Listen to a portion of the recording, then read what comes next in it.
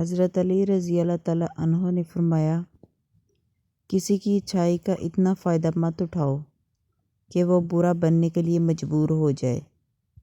برا ہمیشہ وہ بنتا ہے جو اچھا بن کر ٹوٹ چکا ہو۔ ہر اس چیز کو توڑ دو جس کو انسان نے بنایا ہے، لیکن انسان کا دل کبھی مت توڑنا جس کو اللہ نے بنایا ہے۔ سکون کی کمی محسوس ہو تو اپنے رب سے توبہ کرو۔ انسان کے گناہ ہی ہیں جو دل کو بے چین رکھتی ہے۔ کسی کی مدد کرتے وقت اس کے چہرے کی جانب مت دیکھو، ہو سکتا ہے اس کی شرمندہ آنکھیں تمہارے دل میں غرور کا بیج بو دیں۔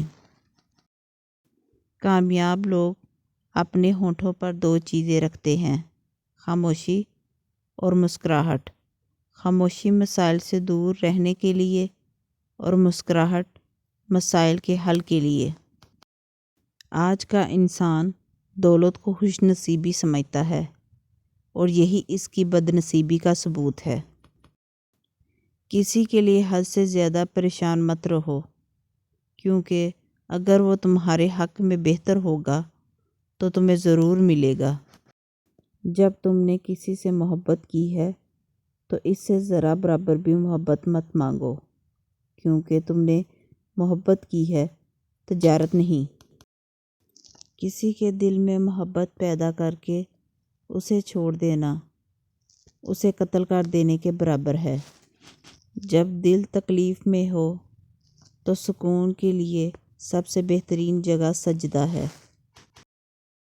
آزمائے ہوئے کو آزمانا بیوقوفی ہے۔ سب سے بڑا جاہل وہ ہے جو ایک پتھر سے 2 دفعہ ٹھوکر کھائے۔